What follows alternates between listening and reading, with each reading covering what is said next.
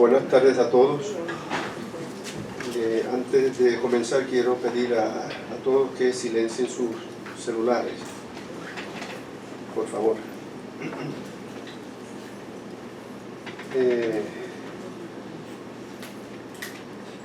Quiero reconocer la presencia aquí del director del Departamento de Estudios Hispánicos y del Departamento de Literatura Comparada, que son los dos departamentos que auspician esta conferencia,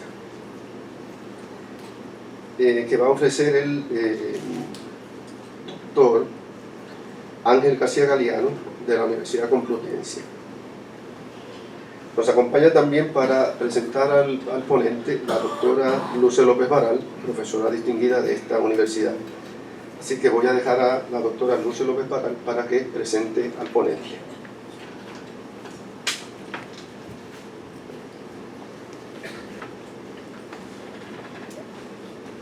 Muy buenas tardes a todos. Es para mí no solo un privilegio, sino una auténtica alegría presentar la conferencia sobre la Divina Comedia de mi admirado colega y amigo Ángel García Galiano, profesor de la Universidad Complutense de Madrid, a quien damos una calurosa bienvenida a esta universidad de Puerto Rico. García Galiano ha enseñado también en la Universidad del Deusto en Bilbao y en Padua, Italia, y ha sido profesor visitante en Dartmouth College, en Puebla, en Palermo, en Ragusa, en Orleans, en Aquisgrán, en Alemania, y en la Universidad Mística de Ávila, entre otros espacios universitarios. Intelectual cosmopolita, Ángel ha dictado a su vez conferencias y presentado sus libros en varias capitales europeas y norteamericanas. Se formó con una tesis sobre el Renacimiento bajo la dirección del maestro Lázaro Carreter en la Complutense y terminó teniendo varias especialidades: mística comparada, poética renacentista y ficción contemporánea. Debo decir que en sus clases de literatura creativa, él exige a sus alumnos algo tremendo: inventar un final para los relatos que están estudiados, escribir un microcuento sobre el relato y luego escribir un poema sobre el mismo relato, en el mismo orden y estilo del autor. Yo tuve la alegría de descubrir, una vez que fui a su clase de creatividad, que el narrador estudiado ese día era un puertorriqueño. He tenido la oportunidad de escuchar con la unción con la que visita un templo las clases de Ángel García Galiano sobre la Divina Comedia, donde lleva a cabo uno de los análisis hermenéuticos más profundos que yo haya conocido sobre la obra del florentino. Ángel comenzó ofreciendo estas clases de manera presencial en Madrid por las noches, y Mercy y yo atestiguamos, literalmente pasmadas, el caudal de sabiduría con el que iba decodificando Ángel las huellas bíblicas y clásicas del genial poeta florentino, cuyas vivencias políticas, monacales, literarias y teológicas iba contextualizando de memoria, sin una sola nota en la mano, como si fuera Ángel el estricto contemporáneo de Dante, o más bien como si fuera su compañero de peregrinaje y amigo.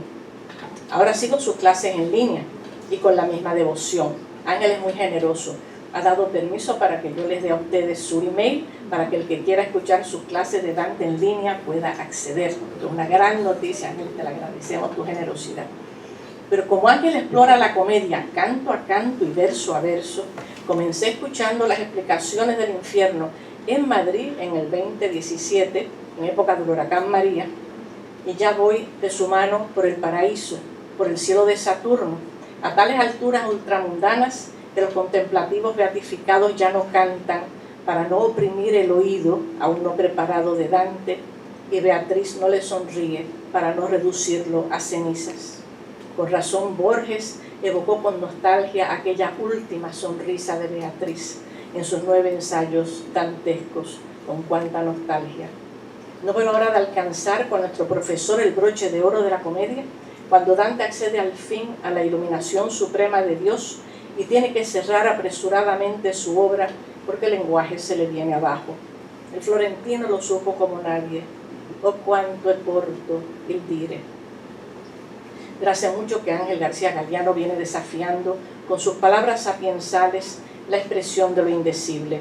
Recomiendo vivamente su estudio hacia una lectura anagógica de la Divina Comedia, que apareció en la revista de Espiritualidad, y anticipo con ilusión su próximo libro sobre Dante, que llevará a buen término en Florencia gracias al año de licencia sabática que le otorgó la Complutense. Ese libro me presenta a mí un enigma, porque ¿cómo va a ser Ángel para encapsular su inmensa sabiduría dantesca en el espacio estrecho de un solo volumen, pues tarda tantos años en explicar la comedia con el embeleso de un enamorado?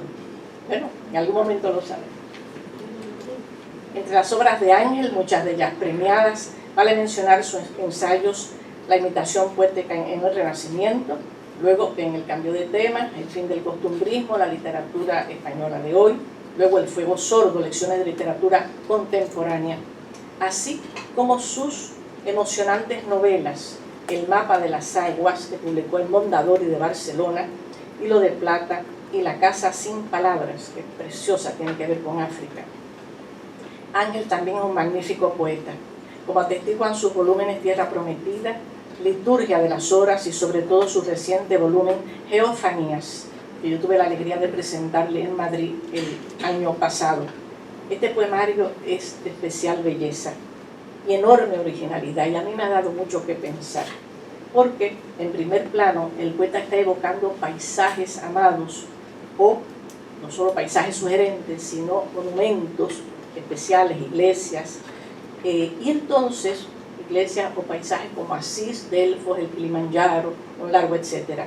Pero en los poemas vemos que él destaca en negritas unas cuantas palabras, y cuando el lector pone esas palabras aparte en orden, ¿qué pasa?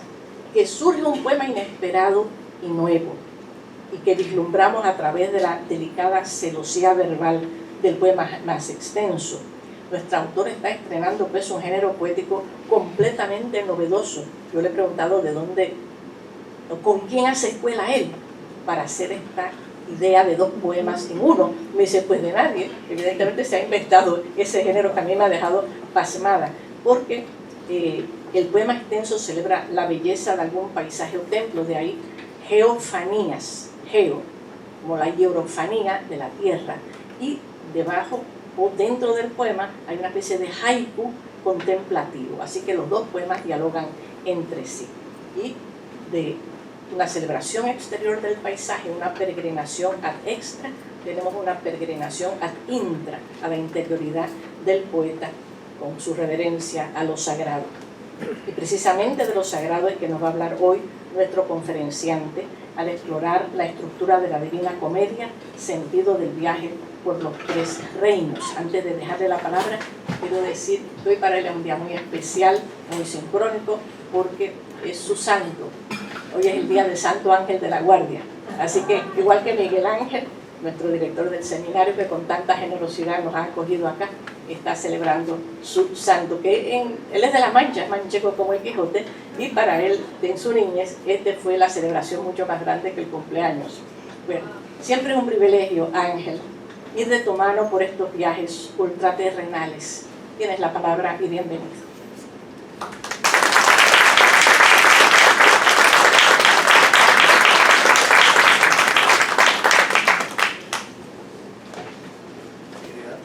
Querida Luce, queridos amigos, canto 21 del Purgatorio. Estamos subiendo la montaña, estamos en la quinta terraza, hemos dejado la terraza de los avaros, luego volveré sobre ello.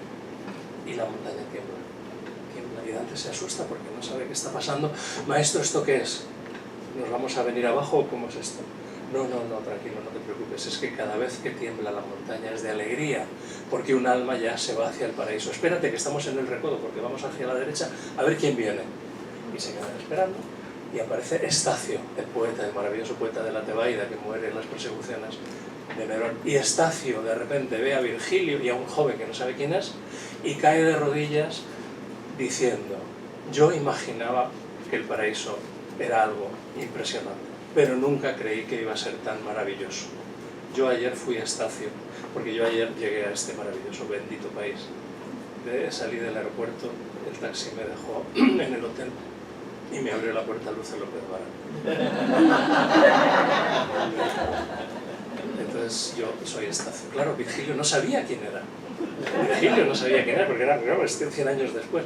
Y le dijo, gracias a ti, maestro, yo soy cristiano y soy poeta. Y entonces Virgilio se quedó calladísimo, contó su historia, y ya le dijo, bueno, pues acompáñanos, y se fueron para arriba los tres, hasta que atravesaron la muralla de fuego y llegaron al paraíso de Renal, y con ellos vieron aparecer a Beatrice y ellos desaparecieron. Yo soy Estacio, me siento tan honrado, me siento tan emocionado, me siento tan feliz de estar aquí con ustedes que yo honradamente no tengo palabras. Pero como alguna palabra tengo que evocar, pues para lo que he venido, pues vamos a ello. Entonces, primer pensamiento, primera imagen, vénganse conmigo. Primera imagen es al final de la Vita Nuova, en donde Dante cuenta el enamoramiento con Beatrice y nos explica quién es Beatrice y los sentidos de esa Beatrice. Una Beatrice Portinari, que es una vecina suya que nace, se casa, muere muy joven, está enterrada en una iglesia bellísima enfrente de la casa de Dante. Esa es la Beatrice corporal. Luego hay una Beatrice alegórica, que es la poesía. Y luego hay una Beatrice alegórica, política, que es la propia Florencia, la encarnación de Florencia. Y luego hay una Beatrice neumática, que es el amor que mueve el sole, el Stelle, que se ha encarnado aquí para redimirnos a través del encuentro de la belleza. La redención del Dante cristiano ya no es a través del sufrimiento, le da un vuelco a la historia de la teología. Es a través del encuentro con la belleza y el amor que genera esa belleza. El amor es un deseo de belleza, que luego dijo Marsilio Ficino siguiéndole a él. Entonces, vean conmigo, vamos al capítulo 37 de la Vita Nueva.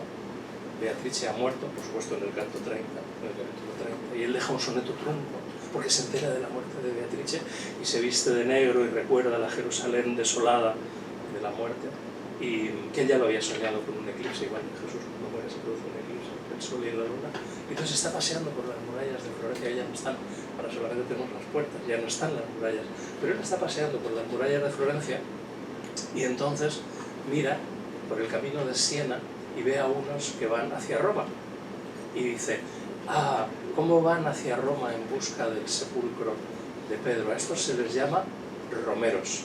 Dice, otros van en busca del sepulcro de Santiago y a eso los llamamos peregrinos, y otros van en busca del sepulcro vacío de Jesús y a eso los llamamos palmeros. Palmeros los que van a Jerusalén, el domingo de Ramos, la Domenica de Palme, dicen en italiano, romeros, ser en la vida romero, como fuera, y los peregrinos que van a Santiago. Y entonces dice, si ellos supieran que la vera icona, que la verdadera imagen está aquí en Florencia.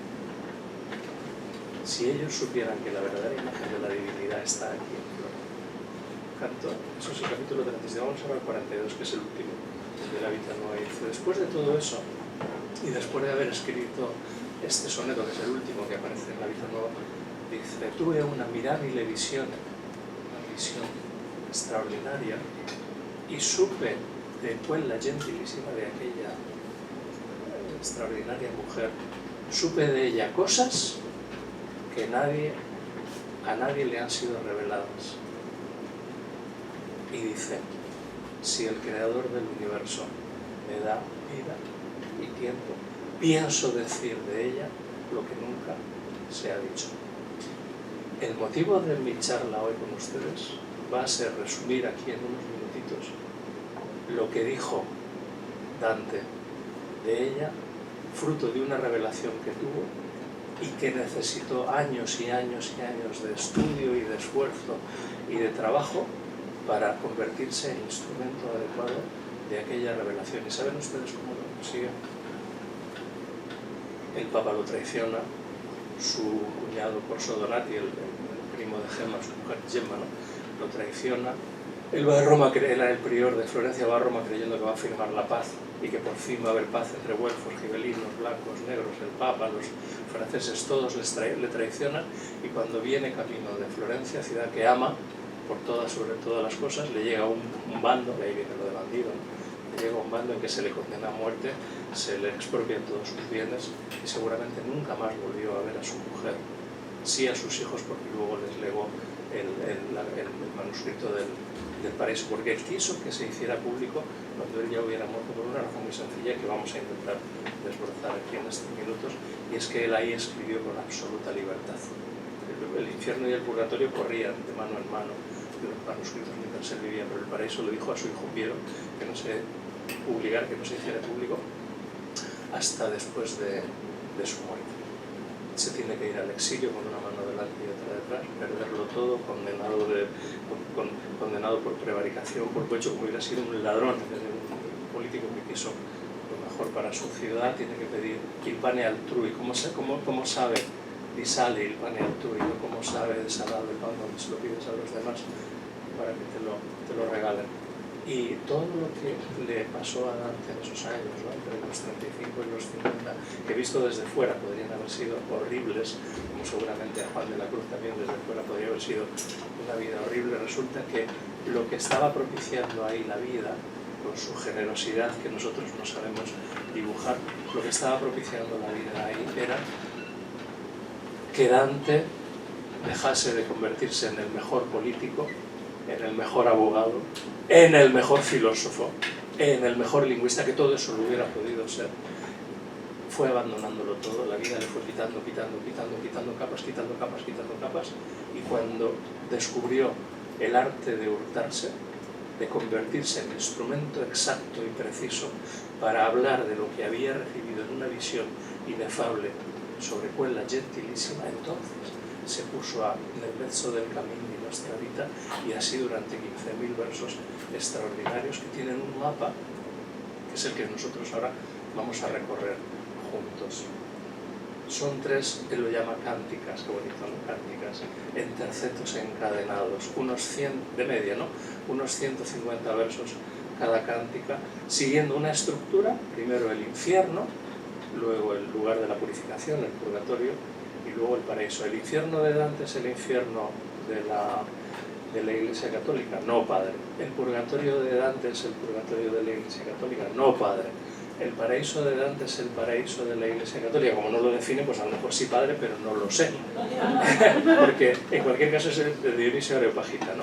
Pero ni el infierno de Dante ni el purgatorio de Dante son aquellos que están descritos en las Santas Conciliares. En concreto el purgatorio, cuando aparece, ¿no?, en el Concilio de León, que Dante ya tenía 9 años. El purgatorio aparece en el contexto de la Iglesia Católica el mismo año que él nos cuenta en el capítulo 2 de la Vita Nova, que se encontró con Beatriz Gertier, que se encontró con el amor a la poesía, que se encontró con el amor, que se encontró con su vocación, y él dedicó toda su vida a perfilar esa vocación, y su vocación es, como diría Juan Ramón Jiménez, que evocamos ahí con toda la emoción del mundo, la transparencia a Dios, la transparencia. Dante quiso ser transparente, ya fue el que lo consiguió, porque 7 siglos después ahora estamos aquí tú y yo evocando al sumo poeta. Eso es ser transparente para que la voz de la divinidad hable a través de esos versos extraordinarios. Pero claro, luego hay que estar aquí encarnado, y él se encarna en palabras, igual que en Logos, ¿no? El Logos se hizo carne, bueno, pues él al revés lo convirtió en palabras, ¿no? Lo convirtió en Logos, de palabra de Dios, así. Y entonces eso hay que encarnarlo de alguna manera. ¿Y qué se le ocurrió a él para intentar transmitirnos este viaje atemporal hacia lo más profundo de ti y de mí? Porque Dante no habla de otro sitio, ni habla de otro tiempo. La virtud de Dante, ¿saben cuál es? Que está todo el tiempo hablando de mí, que está todo el tiempo hablando de ti. Si no, hoy no estaríamos aquí hablando de Dante. Un clásico es el que todo el tiempo te está plagiando, el que todo el tiempo te está conociendo, el que todo el tiempo te está ayudando a conocerte y mejor, a reconocerte. Eso es un clásico, esa es la virtud del clásico. Todos los grandes que ha habido tienen esa virtud, que nos reconocen y nos ponen delante de un espejo. Dante tenía en su época una virtud maravillosa, que era el teatro de la memoria, que era el arte de la memoria, ¿no?, que venía, ¿no?, de los griegos, de los romanos, que en la Edad Media se siguió trabajando, que en el Renacimiento con Giulio Camilo del Mingo, con la Luna, y muere y lo matan el pobre Filippo Bruno. Y entonces él tenía un teatro como ahora aquí y unos escaños. Entonces, cuando vayan ustedes a leer la comedia, por favor, si quieren seguir un poquito mi mapa, mi viaje, la idea es la siguiente: son 3 reinos, son 3 teatros diferentes que tienen cosas parecidas y tienen cosas que son cada una su propia idiosincrasia. En el infierno se plantea de una manera, en el purgatorio se plantea de otra, y en el paraíso se plantea de otra, porque son 3 reinos y son 3 lugares en los que van a acontecer cosas diferentes, pero a la vez hay también una serie como de lugares comunes, de rimas internas entre los 3 territorios. Entramos en los ínferos, entramos en la noche oscura, entramos en la selva oscura, entramos en lo más profundo de tu alma, en las anfractuosidades de tu alma, que tú ni siquiera reconoces, y Dante con su palabra, con su verbo, con su verso, con su endecasílabo, las va a iluminar para que tú las reconozcas. Como en toda obra de teatro, decía Aristóteles, ¿no? Como en toda obra de teatro, en ese teatro de la memoria en que él va a construir su viaje, pasan dos cosas. Cada uno de los personajes que aparecen son facetas de ti. Nadie en la Divina Comedia es ajeno a ti. Nada humano es ajeno, menos en la Divina Comedia. La clave de lectura es que todos los personajes que ahí aparecen son anfractuosidades, facetas, ángulos de ti. En el infierno de un ti mismo, de un ti misma que has olvidado porque lo tienes oscuro y reprimido y adormecido, y hay que recordarlo, como diría Jorge Manrique, hay que recordarlo, no recuerda el alma dormida. Hay que darle al corazón, hay que darle vuelo al corazón. En el purgatorio hay que purificarlo, pírpiros, la llama de amor vivo, y en el paraíso hay que abrazarlo iluminadamente. Ese es el truco. Entonces, todos los personajes que aparecen son facetas de mí mismo. Entramos en el infierno, que es una inmensa grieta que ha hecho Satanás cuando cayó, ¿no? Cuando fue expulsado del paraíso por haberse rebelado contra Dios, y la caída de Satanás provocó una suerte de cono que va decreciendo, es decir, cada terraza, cada fosa es más estrecha que la anterior. Entonces entramos en esa fosa. Dante estaba completamente perdido, como tú y como yo, completamente perdido, no encontraba el sentido en su vida, y estaba en una selva oscura, en una noche oscura, perdido completamente. Sale de una montaña con el anhelo que tenía ascensional, una hoja en la montaña, quiere subirla con sus propias fuerzas, con su error, todos aprendemos, ¿no? Y de repente se encuentra con un lince de leopardo que le da mucho miedo, con un león que le da más miedo todavía, y con una loba famélica que cuanto más come, más quiere comer, y más delgada está, que es la avaricia de su propia ciudad y de los que lo han expulsado. Entonces le da tanto miedo, se siente tan identificado con esas tres fieras. Todo en la Divina Comedia es tres fieras, tres reinos, tres guías: Virgilio, Beatrice, San Bernardo de Claraval. Todo en la Divina Comedia es 3 o 9, que es lo mismo, los 3 al cubo, o jugando pitagóricamente con el 7, 3 por 7, 21, 3 por 9, 27, atentos siempre a los cantos 9 de los tres reinos, porque siempre son cambios de conciencia. El 9 del infierno, la ciudad de Edita, lo comentamos un poquito, el 9 del purgatorio, la puerta del purgatorio, la llave de oro y de plata que le da el ángel y que le pone las 7 P's de los pecados capitales, luego comentaremos. Y entonces, cuando está completamente perdido e impotente, porque no ha podido subir la montaña, se encuentra con Virgilio, se le aparece Virgilio. Claro, la aparición de Virgilio para Dante es un poco como la de Estacio con Virgilio, es la misma idea. Tu sei il mio Signore e il mio Maestro, tu sei colui che ha fatto 9 miei versos, tú eres mi Señor y mi Maestro, tú eres aquel por el que yo soy poeta, el que ha honrado mis versos. No sé si ustedes recuerdan, con la memoria acásica que tenemos todos, que nosotros en Mantua, en el siglo XIII, en la Misa del Gallo, cuando celebrábamos el nacimiento de nuestro Señor Jesucristo y evocábamos a los poetas, incluíamos entre los grandes poetas, como Isaías, Ezequiel, etc., a Virgilio. ¿Por qué? Porque en el canto cuarto de la bucólica, él, en la lectura que nosotros hacíamos en la Edad Media, evidentemente estaba pensando en Augusto, pero tú y yo en Mantua en la Edad Media, cuando dice nacerá de una virgen, un niño que traerá la paz al mundo, etcétera, etcétera, etcétera, relean la bucólica cuarta con el horizonte de expectativas cristiano medieval, y ahí está una profecía del nacimiento de Cristo. Entonces, a Virgilio lo llamábamos el poeta magus, como los tres reyes magos, poeta sabio, poeta que me traía la sabiduría. Entonces, de repente, la sabiduría y la poesía, fíjense, la sabiduría y la poesía, luego vendrá la gracia y el amor. La sabiduría y la poesía encarnadas en el más grande poeta se le aparece a Dante, Dante se queda completamente perplejo. bueno, ¿y esto cómo es? Dice, mira, vente conmigo. Y le dice, a ti conviene hacer un otro viaje, verso 91. Le dice, a ti te conviene, tú tienes que hacer otro viaje. Porque muy heraclitianamente le dice, para subir hay que bajar. O sea, tú no puedes subir arrastrando un peso muerto de todo tu lado oscuro que no tienes purificado, que no tienes iluminado, que ni siquiera has sentido compasión por ello. Tienes primero que abrazar tus sombras. Quizá nosotros, en un contexto cristiano, diríamos abrazar la cruz, que es ligero. Ligero en griego es Christos, o sea, ungida, ¿no? Es el propio Cristo. Entonces, abrazar las sombras. Esos son los ínferos de Dante. Ese es el, entonces le dice, usted venga conmigo de la mano, bueno, antes creo que de la mano de Virgilio, va encantado, dice el Buda, que me gusta mucho, dice, ¿cómo amaestraría usted a un elefante salvaje? Y responde el Buda, unciéndolo a un elefante amaestrado. Porque se fiel. Es la única manera. Entonces Dante se va de la mano de Virgilio, pero Virgilio le explica, dice, mira, yo estaba tan tranquilo en el castillo, es un castillo muy parecido al de Santa Teresa, yo estaba tan tranquilo en el castillo de los justos, ahí en el libro de los justos, porque los que no conocimos a Jesús y por tanto no tenemos la redención, ahí vivimos, ¿no? Está Homero, están todos los grandes poetas, ¿no? de la antigüedad clásica, está Julio César, están personajes de la Eneida, ¿no? Camila, en fin, todo un homenaje al propio Virgilio y Horacio, ¿no?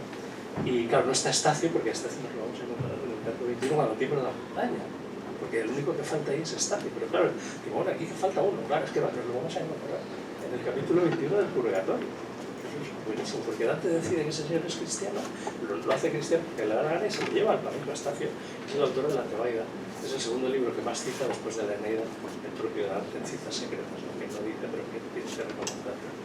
Y yo estaba tranquilamente pues ahí charlando pues, con mis amigos, pues, con Horacio, con Homero, tampoco es más sitio del castillo diamantino de los justos, ¿no? Que cuando lo pasan en el canto cuarto, Dante advierte que vas pisando sobre las aguas porque hay un río, no se le moja la suela del zapato. O sea, que pisa las aguas sin mojarse y atraviesa, ¿no? Y le vienen a recibir todos los pueblos. Yo estaba tranquilamente y de repente me vino una señora que yo no conocía nada, bellísima, Beatrice. Ya está bien. Beatrice siempre desciende. La paloma siempre desciende. El Espíritu Santo siempre desciende. Y nosotros tenemos que hacer el esfuerzo de subir, pero para subir primero hay que bajar y llegar a la plenitud de lo humano, que es atravesar la muralla de fuego del canto 27 del Purgatorio para llegar al paraíso terrenal. Y ahí que hay que hacer nada. Y a partir de aquí aún más nada. Porque para el justo ya no hay camino, te corono y te mitro, lo dice Virgilio, ya uno espera y desciende a Beatriz. Pero hay que subir hasta el paraíso terrenal, hasta la plenitud de lo humano. Todas las virtudes de lo humano y llegamos al paraíso terrenal. Bueno, pues ahí estaba el bueno de Virgilio con sus cosas y su tal, y de repente desciende esta mujer tan bella, señora Comandi, o sea, a sus órdenes, señora Comandi, y le dice Beatriz, dice, un amigo más del infortunio que mío, fíjense qué definición de Dante en boca de Beatriz, un amigo más del infortunio que mío está completamente perdido, tienes que ayudarle, tienes que llevarle, tienes que ayudarle a qué, cuidado que ese amigo más del infortunio que mío, eres tú, soy yo, porque la Divina Comedia está escrita para ti y para mí, es un libro iniciático, es un libro de liberación, es un libro de iluminación. Entonces, nunca lean la Divina Comedia como algo erudito, como para decir que la ha leído, porque primero porque la Divina Comedia, ese tipo de lectores no los acepta, los expulsa, no llegan ni al canto 6, a Chaco no llegan, porque es que la lectura de la Divina Comedia, de ver qué pasa, no tiene ningún sentido y es muy aburrida, porque la Divina Comedia no pasa, la Divina Comedia es. Entonces, leída así se convierte en un catálogo de nombres, es como leer las páginas del teléfono, cuando había guías de teléfono, ¿se acuerdan? Los menos jóvenes del lugar igual se acuerdan de que hubo un tiempo que había unas páginas del teléfono. Contaba mi maestro, que ha citado Roberto, contaba un chiste sobre qué es la literatura. En un manicomio había un loco y estaba leyendo la guía telefónica. Y entonces se le acerca otro, y muy interesado estaba. Y viene otro y dice, oye, ¿qué haces? Dice, no, estoy aquí leyendo una novela. Y dice, ¿qué tal es? Y dice, demasiados personajes. Demasiados personajes. Bueno, pues en la Divina Comedia nos puede pasar lo mismo, demasiados personajes. Salvo que acepten mi pequeño mapa que con todo el amor les estoy intentando transmitir, en el que no hay demasiados personajes porque solo hay un personaje, que eres tú. Y ese personaje se va enfrentando a una serie de espejos, algunos muy oscuros, pero claro, es que esa es nuestra... Tenemos temporadas en el infierno, espero que pequeñitas, tenemos muchas temporadas de purgatorio y tenemos algunas, y ojalá que crecientes, de paraíso, de gracia. Esa es toda la clave, es la condición humana, la parte material, la ínica, la que está predeterminada, la que de alguna manera es mecánica, ¿no? La parte mental, la parte astral, claro, astral, con sus claroscuros, con sus noches y sus días, y en donde pasa el tiempo, y luego ya la parte de la iluminación, en la que ojalá que cada vez estemos más tiempo, porque yo creo que estamos aquí para eso, para abrir el espacio y el lugar de la gracia. Creo firmemente que es así. Entonces, Dante ahí nos ayuda mucho porque nos crea un espacio oscuro que se llama en alquimia, se llama nigredo, puede ser un libro, que luego se convierte en albedo y que finalmente se deriva en rubedo, por el lugar de la iluminación. Entonces, en ese proceso de transfiguración, de metamorfosis del lector, siguiendo el peregrinaje de Dante por esta vida que somos cada uno de nosotros en todos esos procesos y en todos esos lugares, nos vamos encontrando con anfractuosidades, con facetas de nosotros mismos. Y entonces nos encontramos con una serie de fosas que van descendiendo y van descendiendo increciendo según el grosor de los llamados pecados, que más que en Dante, si lo leen bien, se darán cuenta de que Dante nunca habla de pecados, lo que hay siempre es ignorancia. Es decir, uno comete errores buscando siempre el bien, creyendo que ahí está el bien y no está el bien. Es ignorancia. Se ve muy fácil en el infierno, quizá me detengo mejor en el purgatorio porque no se suele explicar tanto, y lo voy a explicar en el purgatorio, verán qué fácil es ver esto. Entonces entramos en el cielo, entramos en el limbo, y hay unas sombras ululantes allá que le dan mucho miedo, siempre tiene mucho miedo, y Virgilio Filió le va llamando hijito, venga tranquilo, maestro, ¿eso qué es? Dice, mira, esos son los ángeles que cuando Satanás se rebeló esperaron a ver quién vencía para tomar partido, y ahora no los quieren ni en el cielo ni en el infierno. Cruzan el río que les he dicho, por el que pisamos sin mojarnos, llegamos al castillo diamantino de los poetas, charlamos con ellos, atravesamos el río Aqueronte, hay 4 ríos, ¿no? Tenemos que atravesar el Aqueronte, la Estigia, luego el Flegetonte y luego ya el Cociento, no son 4. Y en cada uno de esos vamos cambiando el nivel de conciencia, vamos precisando más, nos vamos dando cuenta cada vez de más cosas. Fíjense el sentido de la composición y la precisión de Dante, un solo detalle, ¿no? Para pasar del canto 4 al canto 5. Al llegar al río Aqueronte, donde está Caronte con su nave y con su remo, claro, él ve venir a las almas y las va empujando para que suba, y de repente ve un tipo que tiene cuerpo. Y dice, oiga, que esté aquí, ¿qué hace? O sea, que esté aquí no pico, claro.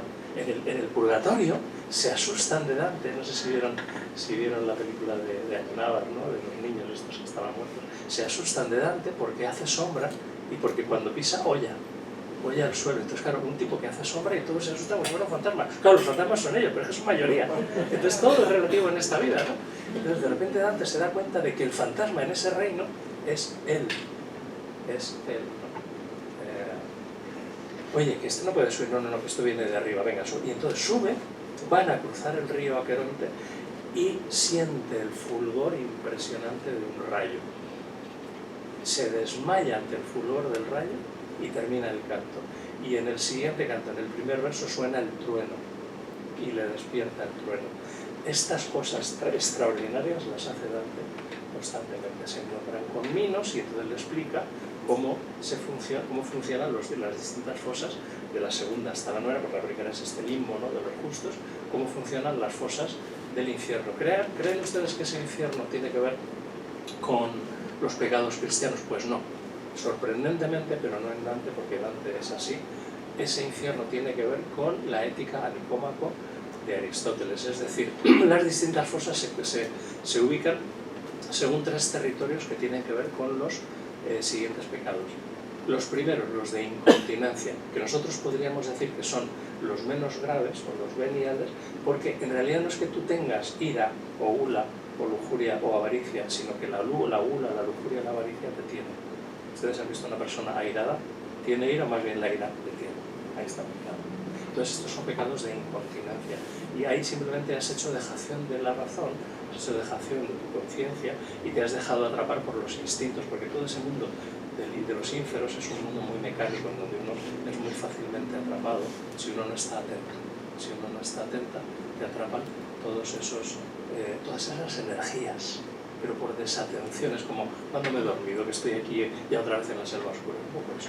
Entonces son los pecados de incontinencia, la gula, la glotonería, la avaricia o prodigalidad, que es lo mismo, gastar a manos rotas es lo mismo que no, y la ira.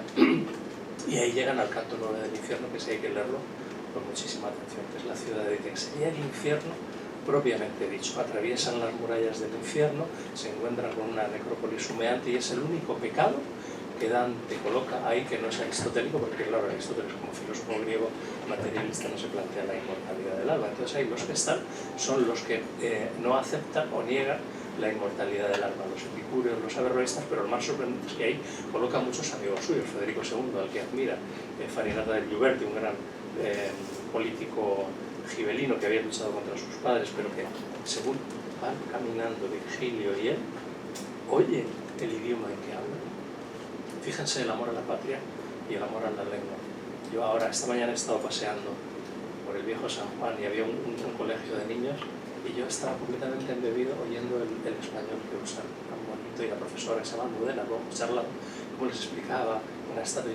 Yo era el más niño de ellos, yo estaba allí viendo a la profesora cómo explicaba, y yo decía, pero Dios bendito, pero esto cómo puede ser, o sea, el amor a la patria, y la patria es el lenguaje, no solo porque lo dijeron una poeta, sino porque seguramente es verdad, ¿no? Y entonces de repente Farinata del Ghiberti se levanta, ¿quién va por estos reinos oscuros hablando tosco? Hablando toscano, el amor a la patria. Toscano es el idioma de la madre, porque la madre no está alfabetizada. Les voy a contar un secretito muy importante. En la epístola 13ª, porque el paraíso se lo dedica al dux de Verona, que es quien le tiene bajo sus auspicios. Entonces él le dedica el paraíso, y el dux de Verona, que es Alberto I, muy simpático, pero claro, diría, mira querido, gracias por... pero esto no se entiende nada, o sea, explícanos un poco lo de las monjillas, ¿verdad?, de Beas con el cántico, ¿no? O sea, no se entiende, explíquenos, hagan algunas... Entonces él escribe una carta explicando cómo hay que interpretar el canto, porque si no, no se entiende, ¿no? Y ahí Dante le dice al dux, al cardenal de Lascal, que hay 4 niveles de interpretación, que es lo que he dicho al principio: el nivel literal, es decir, yo he tenido en un sueño una visión en la que he ido por los 3 reinos y al final me he encontrado con un espejo que era la Trinidad, en que se reflejaba mi rostro, y cuando Dante dice mi rostro, está diciendo el rostro de Dante Alighieri, está diciendo el rostro de Merce López Moral, o está diciendo el rostro del ser humano una vez trascendidas todas las capas e iluminado, que ya es no 2 con la divinidad, como decía Jesús, mi Padre y yo no somos 2, que es como termina la divina comedia. Entonces vamos entrando en ese viaje impresionante, nos encontramos con estas almas, ¿no?, con Farinata, el toscano, y claro, es que es la lengua de las madres. ¿Por qué Dante, con lo listo que era, debe haber sido el más grande de la época, un gran académico, por qué Dante no escribió eso en latín? Porque lo escribe para las mujeres, o donde que avete intellectual amore, porque lo escribe para aquellas que no están alfabetizadas en latín y no lo hubieran podido comprender, y porque está inventando un idioma, el idioma del amor. Y el idioma del amor, él lo dice en el de Bulgaria y lo cuenta, y dice, una vez me encontré con una pareja de enamorados, y yo dije, jóvenes, ustedes tienen que escribir en vulgar, o sea, fíjense hasta que así desprecio, ¿no? Tienen ustedes que escribir en vulgar, porque es la única manera que la van a entender sus enamorados. No pueden hablar el latín del idioma del amor. El latín está para hacer silogismos, no para hablar del amor. silogismos contra los que arremete en el canto 11 del purgatorio cuando empieza a hablar Santo Tomás de Aquino, o sea que cuidadito con lo demás. Hay pobre gente que están enredadas en silogismos, que solo buscan riqueza, que solo buscan acumular, que solo buscan que les da, cuando la realidad es otra. La realidad es aquí, se nos presenta aquí y ahora. Y no hay que acumular nada porque eso no tiene nada que ver con la verdadera realidad. También acumulaciones mentales, porque Dante no cree que esto es nada erudito, esto es una cosa que tiene que ver con el amor. Entonces por eso él decide escribir en el idioma de la magna, dicen en el parlar materno. Eso es algo extraordinario, eso es un invento increíble.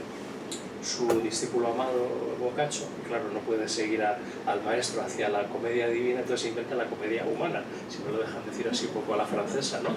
Pero ¿cómo empieza el Decamerón? Al de dónde. ¿Al de dónde? ¿Por qué? Porque estoy escribiendo en vulgar.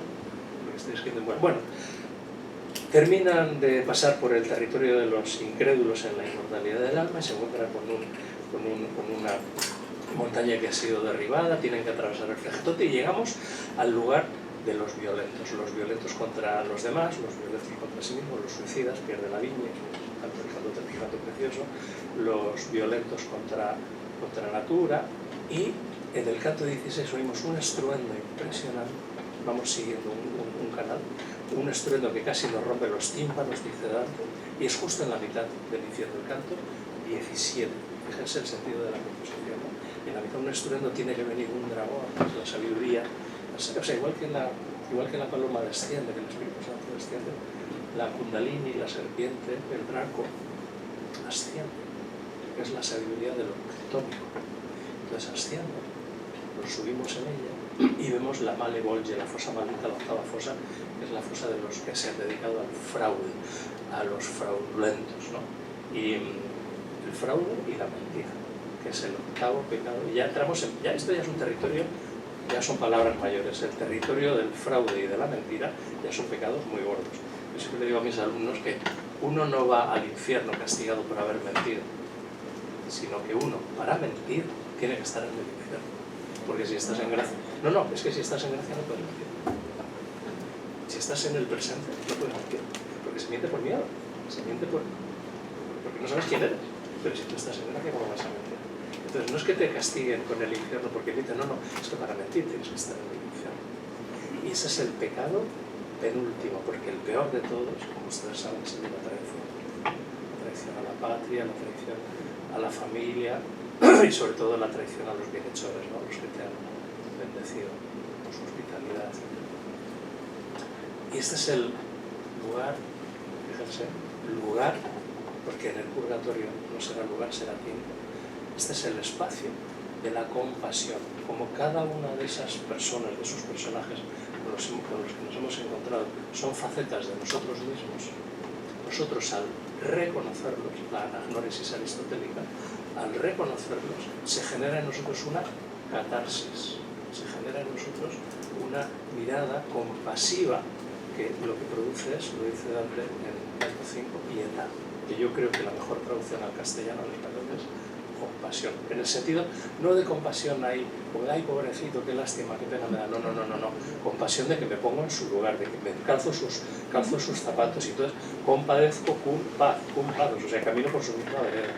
Esa es la compasión, eso es lo que en los ínferos, en el infierno de Dante, se produce, que nosotros nos compadecemos de todos esos personajes que ahí aparecen por una sencilla razón, porque todos esos personajes soy yo. Y hay lugares muy oscuros de mí mismo, pero insisto, no es yo ángel o yo luce o yo merce, es yo con mayúsculas, es el ser humano que está reconociéndose y que está aprendiendo a divinizarse y está aprendiendo a decir que el Padre y yo no somos dos. Esa es la clave de lectura más importante.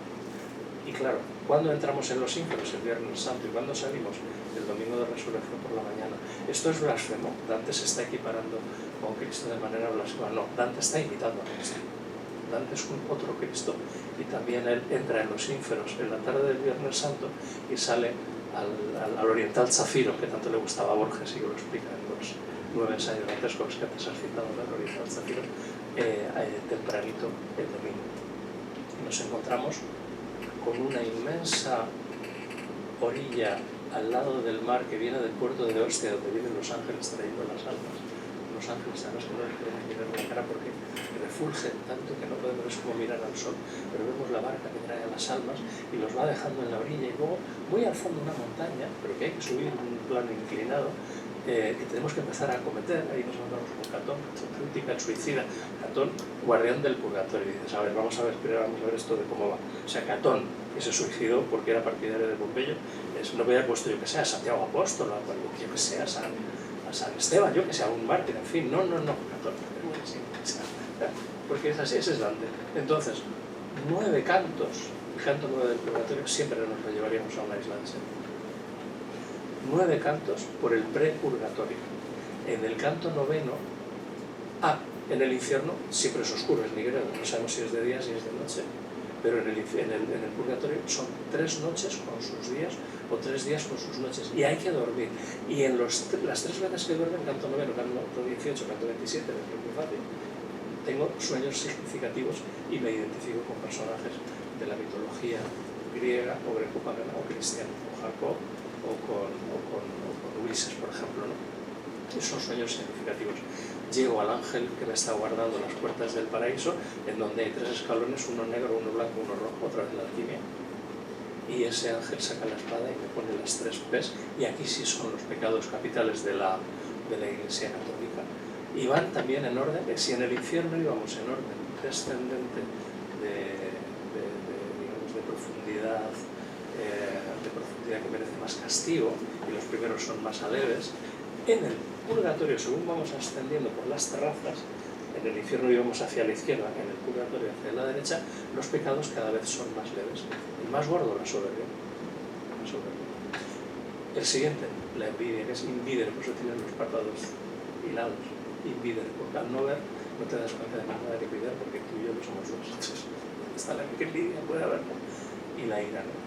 Y llegan al canto 17, otra vez, el canto 17 se encuentra con un tipo, Marco Lombardo. Como Virgilio nunca ha estado en el purgatorio, Virgilio no le puede explicar de qué va este reino, el sentido simbólico de este reino. Entonces Marco Lombardo dice, no, ya les explico yo bien. Aquí, en esta maravillosa montaña, lo que se está purificando es el lugar de la purificación. Lo que se está purificando son pecados que hemos tenido por no haber seguido al amor. Dice, el amor ya estaba aquí antes de que nosotros fuéramos creados, se fue encarnando en cada uno de nosotros. Y hay 3 tipos de pecados. Esto es interesantísimo porque además lo inventa Dante. Vamos, yo no lo he visto en ningún sitio, a lo mejor está y yo lo desconozco. Yo creo que lo inventa Dante. Dice, hay 3 tipos de pecados. Miren, los pecados en los que el amor es hacia uno mismo, es un amor egoico. Es decir, el sujeto del amor está completamente desviado porque se convierte en algo egoico. Vale decir, la soberbia, por ejemplo, la envidia, porque claro, fíjense la envidia, qué pecado más horrible, ¿no? O sea, alegrarte por el mal ajeno, porque le vayan mal las cosas, o peor todavía, entristecerte, que le vaya bien. Hay que estar ciego, ¿verdad?, para tener ese pecado. Efectivamente, los pobrecitos míos están todos con los ojos cosidos. Pero fíjate, se dan cuenta cómo tiene que ver con la ignorancia. En Dante no hay pecados que se resuelvan a través de la fuerza de voluntad, se resuelven a través de la comprensión. Si no comprendo, a fuerza de voluntad aguantaré 1, 2, 3, 4 días, meses, años, y luego lo volveré a hacer porque en el fondo creo que eso es bueno. Pero si en cambio comprendo, eso ya no lo hago. ¿Cómo lo voy a hacer? Sí, comprendo que eso no tiene ningún sentido.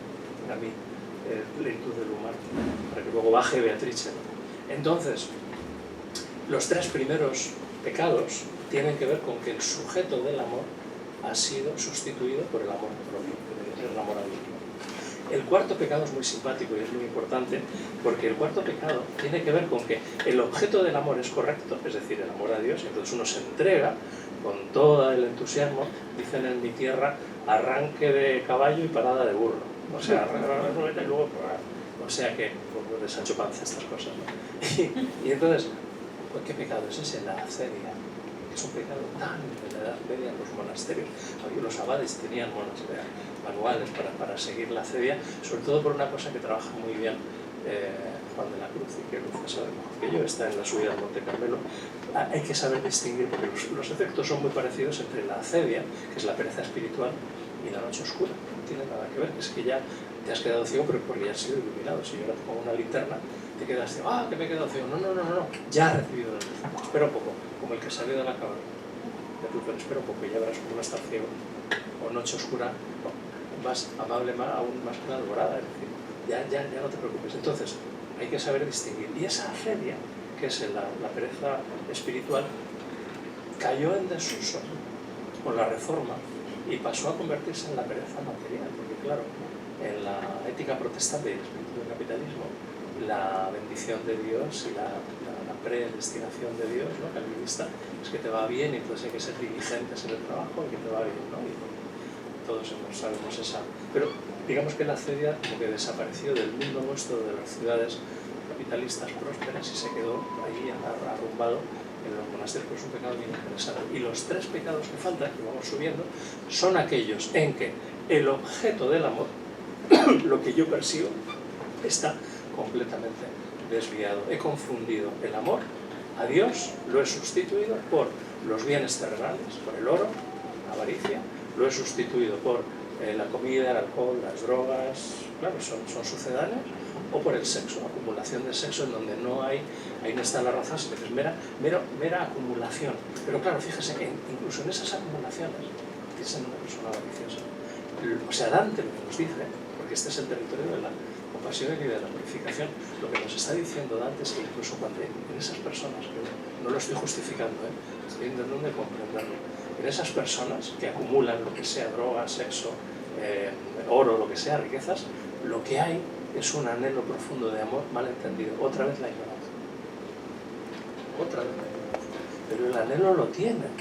Lo que pasa es que nadie les ha dicho, chico, mira, que es por aquí. Que no hace falta que acumules millones en su vida, que es por aquí, que la vida es otra cosa, ¿no? Esto es muy bonito, que hay una profundidad en la mirada de Dante impresionante. Llegamos al último, a la lujuria, que era el más leve, el infierno es el más leve.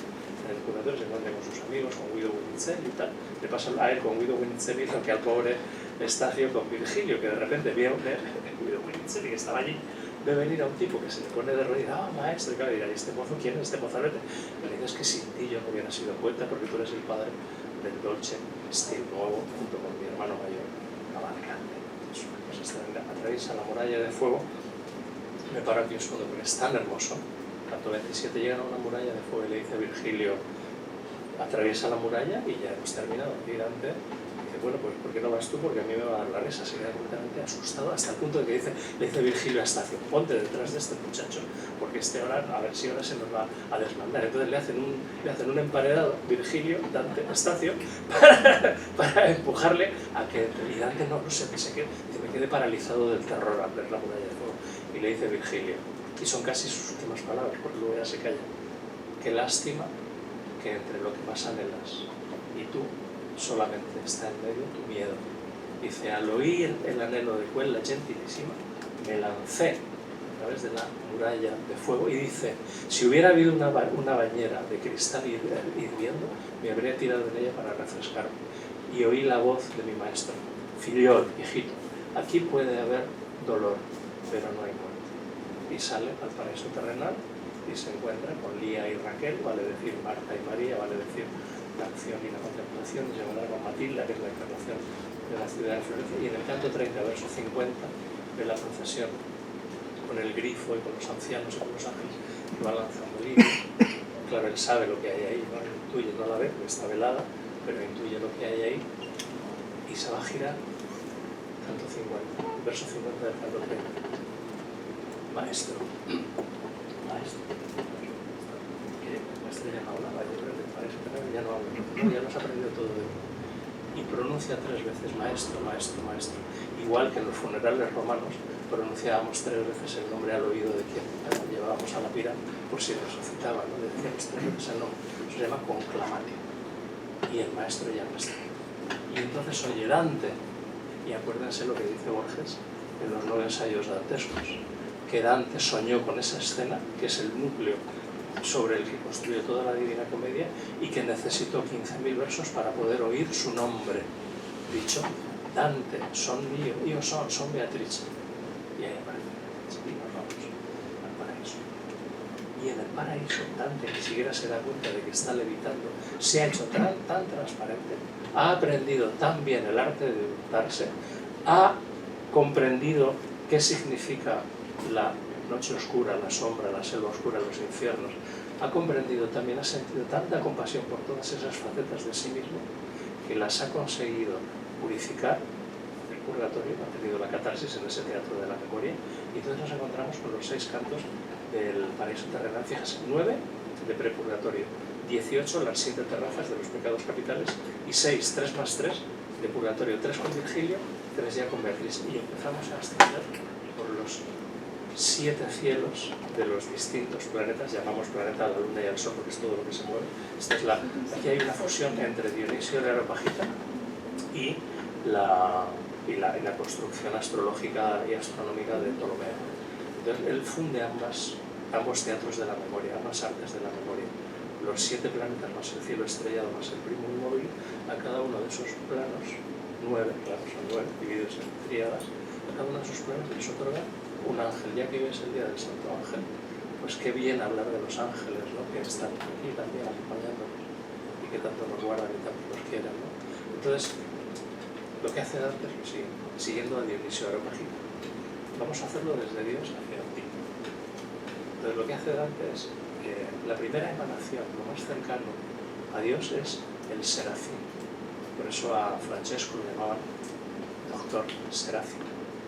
Luego un querubín y luego un trono. Y estos serafines, querubines y tronos desde la divinidad conforman la primera tríada que se ocupa de, por orden, el primo inmóvil, es decir, lo primero que se mueve, porque más allá está la eternidad. El tiempo es la imitación de la eternidad en nuestro plano mental. El tiempo solo existe en nuestras mentes. El tiempo para un pececito, para un caballo, para un ángel no existe, porque están en el puro presente. Pero tú y yo vivimos prácticamente mucho tiempo en el purgatorio. Sol, oscuridad, y ahí sentimos el paso del tiempo. ¿Se han dado cuenta en el purgatorio que se nota casi en cada canto? Notas en qué hora estás del día, en qué momento del sol estás, o sea, tú notas el paso del tiempo. En el infierno no hay tiempo, porque es un lugar para que tengamos compasión. El purgatorio es el tiempo de la purificación. Quizá este plano ahora aquí es el tiempo de la purificación, es un teatro de la memoria. Tenemos que darnos cuenta de que Edipo soy yo, de que Antígona soy yo, de que Dante soy yo. Y el paraíso es el kairos, es la pura presencia, es el kairos de la iluminación. Y ahí ya tampoco hay tiempo. Aunque estemos 3 días en el infierno, 3 días en el paraíso, 3 días en el purgatorio, 3 días en el paraíso, solo notamos el paso del tiempo en el purgatorio. Esto es muy significativo. Entonces empezamos el ascenso por estos planetas y estos ángeles que desde Dios hacia nosotros descendiendo, los primeros que aparecen son estos serafines, querubines, tronos, y luego aparecen las dominaciones, las virtudes y las potestades que van rigiendo el cielo de Saturno, el cielo de Júpiter, el cielo del Marte, el cielo del Sol. Y luego, ya los últimos, los principados, los arcángeles y los ángeles que rigen los principados, el cielo de Venus, donde están los enamorados y los que han vivido en el amor. La primera de todas, Curitza Romana. Vamos a decirlo finalmente, una cortesana de vida airada, ajetreada, tuvo unos cuantos maridos, Sordello, el otro, una mujer libre, estaba empoderada en su época, y Dante la admiraba. Los demás la veían mal, porque esta tipa, Dante la admiraba. Se encuentra con Cunitza y dice, ¿tú aquí qué haces? Y dice, yo no sé, a mí me raptó el amor y me trajo hasta aquí. Entonces, los principados, los arcángeles, el cielo de Mercurio, y los ángeles, el cielo de la luna. Y después de todo ese vuelo y terrible de ese ascenso, llegamos al canto 30 y nos encontramos con el Empíreo, en donde ya no hay tiempo. Y ahí Beatrice le dice a Dante, hermoso, porque primero fue Virgilio estuvo 66 cantos con nosotros, ahora Beatrice va a estar 30, y los últimos 3 va a ser Bernardo de Claraval, Cister, los templarios, la devoción a la Virgen en el cristianismo occidental, un personaje impresionante. Entonces viene Bernardo de Claraval y dice, mira, otra vez el teatro de la memoria, mira a tu amada, mira cómo se sienta junto a Lucia y junto a Raquel en el escaño de la Rosa Mística. Y a los últimos 3 cantos vamos de la mano Sagrada las encontramos en el último canto con 3 esferas concéntricas que giran y en su girar hacen una música de las esferas que está más allá de cualquier entendimiento y de cualquier comprensión, y de repente la miro y veo que es un espejo y que en ese espejo está reflejado mi rostro. Muchas gracias.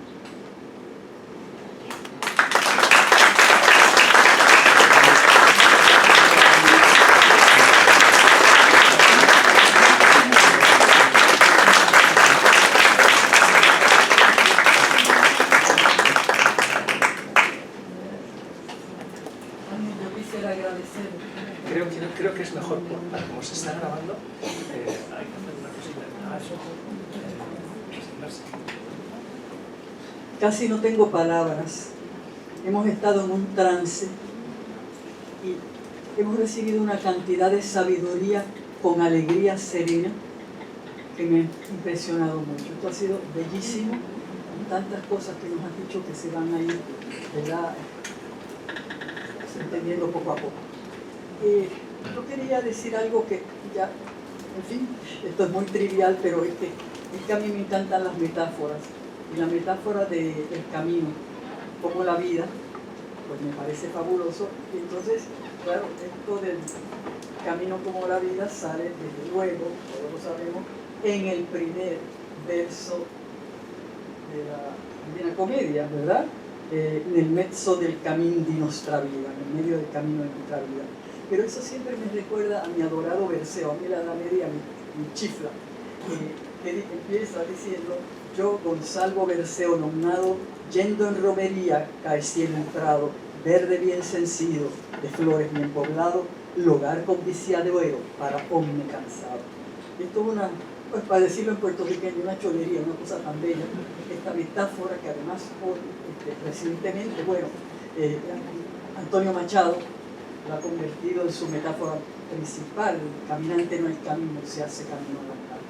Así es que, pues nada, yo sé que aquí no puede haber filiación entre Berceo y Dante. Dante está después de Berceo, pero no había publicación de libros, así que no puedo plantear una filiación, pero sí una coincidencia muy hermosa. Bueno. Ángel, gracias. Muy hermosa. Tú fíjate, Merce, que él dice, aquí tenemos un problema con la traducción, porque fíjate, dice, en el mezzo del camino di nostra vita, o sea, para que quede claro que ese teatro de la mar, los 3 reinos, 3 teatros, ¿no? Tú y yo somos partícipes de ellos, dice nostra vita. Fíjate que Dante puede haber dicho, en el mezzo del camino de la mía vita, y es un decasílabo estupendo, funciona. No, si es que a su vida no le interesa nada. ¿A quién le interesa la vida de uno? A nadie. Lo que nos interesa es la vida con mayúsculas. Por eso dice, nostra vita, o sea, vente conmigo, vente para acá. Ponte de este lado, porque cada vez que yo diga yo, tú te estás leyendo y te estás viendo en ese espejo. Que es un espejo que está, lo vamos limpiando. Al principio, como diría Salinas, vamos a evocar otro grande de nuestro y vuestro y nuestro de todos, azogues, almas muertas, ¿no? Claro, vamos limpiando, y al final es tal la transparencia de Dios, la transparencia, que ves tu rostro en las 3 esferas concéntricas. Pero es el rostro de Dante, o es tu rostro. Gracias a ti. Mira, allí al fondo hay una joven. Un segundo, que te vamos a pasar el micrófono. Yo hablo bien alto. No, es que para que se grabe. De hecho, a mí me dijeron que hablase más o menos altito, pero yo tengo un tono de voz baja, pero este micrófono es estupendo porque... Yo quería decir que, según mi concepción, ¿verdad?, entre Berceo y Dante no hay diferencia, porque yo creo que se conectan con los récords akáshicos, ambos, ¿verdad? Y ahí está toda la sabiduría, todo está ahí. Pero yo quería preguntarle, ¿hay diferencia entre la compasión y la misericordia? La compasión de Dante está más cerca del concepto budista de karuna que del concepto cristiano de misericordia. La misericordia es estupenda, porque claro, es tener el corazón misericordioso. Es como en el canto 11 del Purgatorio, nada más entrar aparece benditos los que tienen el corazón misericordioso, o sea que Dante en esto no... Los beati mundus cor, ¿no? O sea, benditos los limpios de corazón, y empiezan a leer a recitar el Padre Nuestro, ¿no? Pero la compasión de Dante es esa simpacella ese caminar con el otro es meterse en sus pasos, porque ¿sabes lo que pasa cuando se genera esa compasión? Que entonces ni puedes juzgar ni puedes ser juzgado, porque al haber compasión hay comprensión. Esto no puede ser más evangélico. No juzguéis y no seréis juzgados, porque la compasión impide el juicio. Entonces es una compasión muy profunda. No es esa lástima, ¡ay, pobrecito! No, no, no. Es que yo soy tú. O sea, la compasión que sientes cuando ves a Edipo Rey, te das cuenta de que Edipo Rey eres tú. Se habla a menudo del poema teológico, del poema de Dios, ¿no? Pero hay ataques frecuentes a los religiosos desde el principio. Ya la elección de Virgilio es un ataque. No, uno puede preguntarse por qué no escogió San Agustín. a San Agustín, exactamente. Y cuando entramos en la selva oscura, hay oscuridad. Y se piensa a la prefiguración del infierno, pero cuando entramos en el limbo, hay una luz. Hay una luz en el nobile castello, ¿no? Estamos en el limbo donde debería hablar del descenso de Cristo y lo ignora, ¿no? Tenemos un listado como telefónico de los patriarcas del Viejo Testamento, pero se concentra en los paganos, ¿no? En los filósofos, los poetas. Y hasta Saladino. Hasta Saladino, exactamente. El Soletto estaba Saladino. Exactamente. Y la comedia, por cuanto los críticos digan, sí, es el modelo de la Biblia, pero nos queda con bastante interrogantes, ¿no? Hay un interrogantes como Cato es en Catón, ¿no?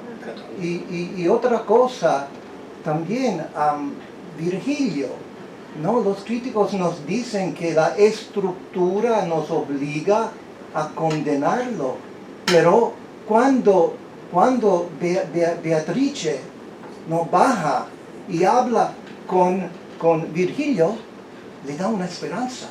Hay dos versos importantes. Cuando sarò dinanzi al Signor mio, di te mi loderò sovente a Lui. Pues hay que considerar, digo, también, yo diría esas... Claro, no, por supuesto. De hecho, mi teoría es que Virgilio no desaparece. Virgilio es Beatrice. Porque Virgilio ya se ha iluminado, ha pasado del albedo al arrubedo, y ya se ha hecho la plata, se ha hecho oro.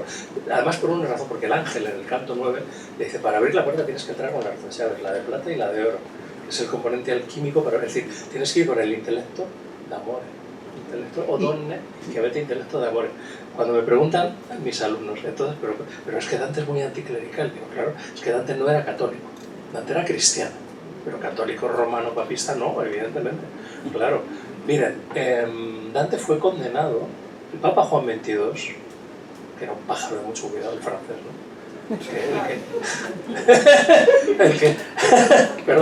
Perdón.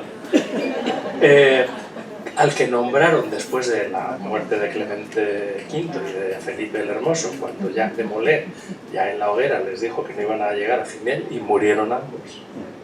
Juan XXII era un pájaro. Dante habla de él diciendo es tan bobo y es tan necio y es tan cobarde que solo se defiende a base de bulas y a base de condenas y a base de anatemas. Es tan cobarde que se protege a base de anatemas, dice unos versos tremendos, ¿no? Cuando habla a los papas los pone a caldo en el canto 19 del infierno, cuando está parteando. ¿Eres tú? Dice, ¿te has cansado ya, no, de sacarle todo la ubre a la loba? Claro, a Roma, ya eres tú. Dice, no, yo soy aquí. Y bueno, pues ya vendrá. O sea, al Papa vivo, a Bonifacio VIII, ya lo está condenando. Pero es que el siguiente será peor todavía. Y Juan XXII, otro pájaro de mucho cuidado. Y el discurso en el canto 27 del Paraíso de San Pedro sobre habéis convertido mi cátedra en un albañal, habéis convertido mi sede en un lugar de porquería y de basura y de indecencia. Eso lo dice San Pedro, no lo digo yo, y Dante pone esas palabras. Claro, la Iglesia no podía tolerar, o Roma, ¿no?, en aquella época, y el Papa Juan XXII, cuando Dante muere de malaria el 13 de septiembre en Ravenna, y muere vestido porque él era muy pro-franciscano, ¿no? Vestido con el hábito de Francesco en la Chiesa di Francesco, que allí, bueno, lo sacaron y ahora le han hecho ahí un horrible tal, pero bueno, el Papa pidió a los franciscanos que le dieran el cuerpo porque quería desmembrarlo y tirarlo al río, y no se lo dieron, ¿no? Y entonces lo condenó en efigie, lo quemó en efigie y quemó todos sus libros en 1325 en el Vaticano. Y Dante ha estado condenado hasta el siglo XX. Y la razón por la que Dante, esto es fruto de su pregunta tan inteligente, ¿no? La razón por el que Dante, eso sí que hay que quitarse el sombrero. Porque miren, en el siglo XIV hubo 21 comentarios a la Comedia. Bueno, es un libro muy difícil, 21 comentarios, la mayoría en latín y dos de sus hijos, de sus dos hijos, uno en latín y otro en toscano. 21 comentarios. En el siglo XV, 27. En el siglo XVI, 5. En el siglo XVII, 0. En el siglo XVIII, 0. Es decir, Dante desaparece. Dante se convierte en un poeta muy oscuro que tiene la virtud de haber sido el maestro de Boccaccio y de Petrarca, que esos sí que son grandes y son buenos, son maravillosos, pero Dante no hay quien lo entienda. Además no nos interesa. De repente viene el Risorgimento. Viene la nación italiana y ¿qué tiene? ¿Cuál es el símbolo? Lo que tiene la unidad. ¿Cuál es el símbolo de la unidad italiana? El italiano. ¿Qué más? Y ellos, todos ellos, Manzoni, Cavour, Garibaldi, etc., se dan cuenta de que pueden usar a Dante, ya que es el padre de la lengua italiana, pues lo inventó él, pueden usarlo como símbolo de la unidad italiana. Al ser ellos carbonarios, muy anticlericales, les viene al pelo un tipo tan anticlerical. Y entonces lo usan como símbolo de la Italia anticlerical frente al Vaticano, que todavía está ahí Pío IX.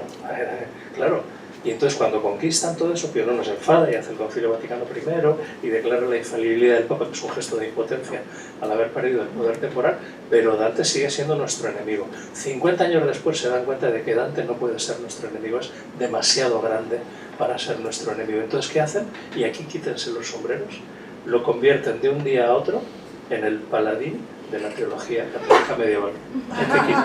Hay que quitarse el sombrero. Y entonces hacen una lectura alegórica, como la de Berceo. El prado era el cielo, las fuentes eran los evangelios, el árbol era la Virgen, los pajarillos eran los ángeles. Y ellos hacen una lectura alegórica. Cuando no les funciona mucho, pues dicen, bueno, aquí lo que Dante quiso decir es, no, si ya he leído lo que ha dicho. O sea, a mí no me cuenta lo que quiso decir, que ya lo he leído, ¿no? Pero bueno, hay toda una hermenéutica del Dante dizque católico que es un poquito forzada. Ahora, que Dante era cristiano y místico, y pues, bueno, no sé si con eso respondo. Yo tengo una pregunta. ¿Cómo? Ah, pues ahí atrás. Vale. Sí, ¿cómo se daría la conversación entre usted, básicamente las líneas que estamos planteando en el día de hoy, con el psicoanálisis? Bueno, vamos a ver, es una pregunta extraordinaria. Como dicen los equipos de fútbol, los entrenadores de fútbol en España, me alegro de que me haya hecho usted esa pregunta, dicen siempre, ¿no? ¿Sabes por qué? Porque te he hablado del teatro de la memoria, ¿no? En el teatro se produce una catarsis, en el teatro se produce una purificación al identificarte. La religión de los griegos era el teatro, porque decían que en el teatro, al identificarte, te purificas, es decir, se te desanuda el alma. ¿Cómo se dice desanudar el alma en griego? Psicoanalei. Pero en Dante no hay análisis, hay síntesis, y hay una escuela de un discípulo de Freud, se llama Luigi Assagioli, la psicosíntesis, el ser transpersonal, toda la psicología transpersonal, Stanislas Grof, Ken Wilber, etc., sobre todo fundada por Luigi Assagioli. Tiene un libro, se llama Ser transpersonal, en el que dedica un capítulo a analizar el símbolo de Beatrice desde la psicología. No, él tiene un libro que se llama Psicosíntesis, yo creo en italiano, no está traducido en español, pero el ser transpersonal está publicado en la editorial Gaia. Y en esta psicosíntesis él habla de que la manera de hacer una hermenéutica simbólica, es decir, que profundice lo máximo con Dante, no es tanto el psicoanálisis como la psicosíntesis, que es la ciencia que que él desarrolló y a mí sus libros me han... O sea, parte de lo que les he dicho viene de los estudios de Luigi Assange, lo que yo admiro. No te van a dejar luz, aquí tienes a tu amigo no te va a dejar. Bien interesante esto. Con esto del psicoanálisis, Freud dijo que el camino al inconsciente era los sueños. Y entonces da una guía para cortar la interpretación del sueño. Una de las guías es que todos los personajes que uno sueña es la persona que está soñando. Es parecido a lo que cómo comenzó la conversación. Que es otro paralelismo más entre la cuestión psicoanalítica y cómo él introduce su... Sí, sí. Bueno, una de mis claves de hermenéutica anagógica, claro, viene de Freud, porque lo que él plantea, lo que Dante plantea cuando en el Metz, léanlo atentamente, uno no sabe si está soñando y si todo lo que sucedió fue un sueño, que fue tan intenso y tan significativo, esos sueños que llamamos significativos, ¿no? Ese análisis, que necesito 15.000 versos para desarrollarlo. Es decir, no sabemos si todo lo que le pasó a Dante fue en un sueño, pero sí sabemos que la hermenéutica más correcta es pensar, para una interpretación, de desanudar el alma, que todos los personajes que ahí aparecen, no que todos los personajes que ahí aparecen son Dante, no, que todos los personajes que ahí aparecen soy yo. Sí, totalmente de acuerdo. Vamos, es que de hecho mi planteamiento es ese. Y en el artículo que ha citado Luce, lo que hago es analizar los 3 sueños significativos que tiene en el purgatorio, porque es el único momento en que Dante se queda dormido, y en los 3 sueños sueña. En el canto 9 sueña, se queda dormido y sueña que alguien le levanta, como si él fuera Ganimedes, es decir, se fusiona míticamente con el hermano de Tros, el hijo de Ilión, ¿no? El fundador de Troya, que es raptado por el águila de Zeus, y dice, me iba acercando tanto el águila al sol, que en un momento dado sentí un calor inmenso, y del miedo me desperté. Era el sol que le estaba dando. Le dijo Virgilio, chico, que llevar 2 horas ya, que ya ha amanecido, que llevar 2 horas le está pegando el sol. Pero él estaba soñando con que él era Ganimedes, o sea, la fusión mítica con un personaje del ciclo troyano. Luego en el canto 9 se identifica con Ulises y le aparece una sirena. Y le dice, yo fui aquella, que tal. Es decir, no vuelvas a casa, la sirena lo que te intenta con su canto, ofreciendo el conocimiento, pero el conocimiento de los silogismos, el conocimiento del mundo, que como mucho llegas a, yo que sé, a académico, a catedrático, pero eso son bobadas, quiero decir, el conocimiento verdadero es el conocimiento de uno mismo. Entonces, la sirena le ofrece todo eso. Y luego en el canto 27 vuelve a soñar y ve una escalera, y ve a Lía y a Raquel, y se identifica con Jacob, con el fundador de Israel, ¿no? Con el que lucha con Dios. O sea, claro, son sueños significativos. Luz. Ya creo que te dejan. Me alegro muchísimo de tantas preguntas. Primero que nada, Ángel, y como siempre me conmueve ir de tu mano por la comedia. Una de las cosas que más me impresiona es tu visión de la comedia como un camino de compasión, un camino de purificación, un camino de, esto es muy psicoanalítico, de tú enfrentarte a tus propias sombras para acompañarlas y para elevarlas y purificarlas. Muy bien, eso se entiende perfectamente y yo estoy totalmente de acuerdo contigo. Tendría este matiz o esta pregunta, a la entrada del infierno, lasciati ogni speranza voi che entrate. Eso da la impresión de que esta purificación no sería posible porque te quedas ahí en el sufrimiento. ¿Cómo podríamos pensar que estas criaturas en sufrimiento son nuestro espejo, pero es simplemente para purificar cuando nos enfrentamos con nuestros propios sombras? Bueno, es que es muy sencillo, Luce. Lasciate ogni speranza voi che entrate, porque tenéis que salir. O sea, fíjate si es sencillo.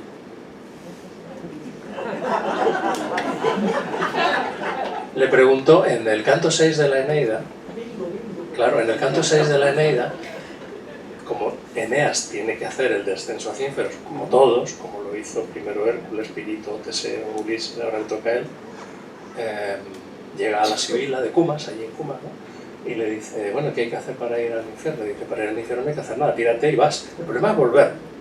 Yo lo que te voy a enseñar no es a ir a volver. ¿Qué respuesta? Muy lindo, me parece muy lindo que lo veas como un rito iniciático. Entramos, digo, atravesamos todas esas sombras. Tú de hecho no puedes ir a ningún sitio hasta que no compadezcas todo eso. Tienes que limpiar. La idea de compadecer y la misericordia, tu visión de la comedia me parece muy redentora, me parece extraordinaria. Tiene otra preguntita, la asedia.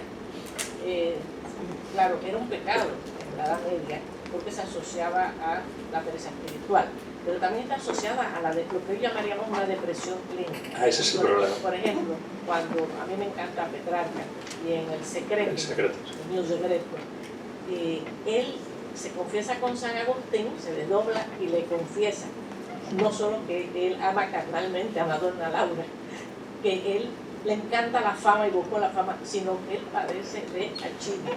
Entonces, ¿cómo ven eso en términos de depresión o pereza espiritual, las dos cosas? Sí. Bueno, quizá tres cosas. Eso a mí me interesa mucho, igual que a ti, el tema de la asedia, también por San Juan de la Cruz, que lo trata muchísimo, y es un pecado que los abades y los priores y los que tenían responsabilidad en el acompañamiento espiritual. En la Edad Media hay un montón de tratados para tratar la asedia, porque uno entra muy ufano y muy contento y muy evocado en el convento, y luego a los 5 días las cosas no son lo que parecían, y luego está... Ya no es el problema de la... Digo yo, ¿no? Yo una vez en Silos voy a hacer retiros allá y me dice amigo, ya te haces amigo de los monjes, ¿no? Y, o sea, cuando yo hablaba con ellos, me decían, mira Ángel, los votos, la pobreza no es ningún problema, si tenemos de todo, si nos han de comer todos los días, ¿no? Y además te da mucha libertad ser pobre. La pobreza no es el problema, la castidad no es el problema. Empieza a ser un problema la obediencia por el tema de la soberbia, pero el verdadero problema es muy sartreano, son los otros, es la convivencia. No, ninguna broma, ¿eh? Claro. Y hay mucho tratado en la Edad Media porque, primero, asedia como pereza espiritual, luego depresión clínica, que hay que tratar, y en aquella época no había psiquiatras, entonces ¿cómo la tratas? Y luego el sutilísimo matiz impresionante, si el acompañamiento espiritual es del verdadero maestro, de saber que ese señor ni tiene depresión ni tiene asedia, que lo que está es pasando una noche oscura. ¿Y cómo le acompañas? Acuérdate a Teresa, que le decían que estaba loca, que tal, que a la rueca. Entonces, claro, no son dos, son tres. Son tres los matices. Es interesantísimo. Un último detalle antes de pasar aquí al psiquiatra, al analista, el micrófono. Por alusiones. Claro, cuando Dante, en la Vita Nuova, está yaciendo 9 días por dolor de Beatrice, ¿eso se consideraría achidia? ¿Se consideraría...? No, ahí eso es una noche oscura, porque además él lo vive como un eclipse, igual que en el Evangelio. Porque el eclipse es del intelecto de amor. Él ve que la luna y el sol se solapan y eso produce un eclipse. Y entonces ve como unas vacantes enloquecidas en un sueño que también tiene significativo, que es la muerte de Beatrice. Beatrice es el inconsciente individual, en términos jungianos. Ahí lo que ha muerto es el inconsciente individual, por tanto, es un primer... Ahí lo que en la caverna sería ver la antorcha. Y luego ya sigue hasta la puerta. O sea que es completamente luminoso. Porque lo vive con mucho sufrimiento, ¿eh? Pero no hay una depresión, lo que hay es una noche oscura. Mira, en la Vita Nuova, voy a decirlo en términos de San Juan, ¿no? En la noche oscura, en la Vita Nuova hay una noche oscura del sentido y en la comedia hay una noche oscura del espíritu. Del espíritu. Noche oscura del sentido en términos sanjuanistas. Noche oscura del sentido, noche oscura del espíritu. Creo que eso, o sea, es que es muy interesante Dante, claro. Y a la luz de Juno, de San Juan, o de la psiquiatría moderna, o sea, hay muchísimos estudios. Sí, luego... No, primero os tengo...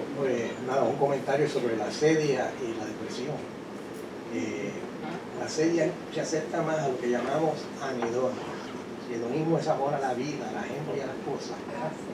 Anedonia es como decimos aquí en Puerto Rico, no devuelven a uno las azucenas, no les interesa. La depresión es otra cosa, la depresión es más tratable, que tenemos hoy día, porque tenemos medicamentos, que la asedia, porque la asedia es una cosa que viene muy temprano, el desarrollo de la psiquiatría. Sí, gracias, está muy bien. Aquel joven, sí. Espera, el micrófono.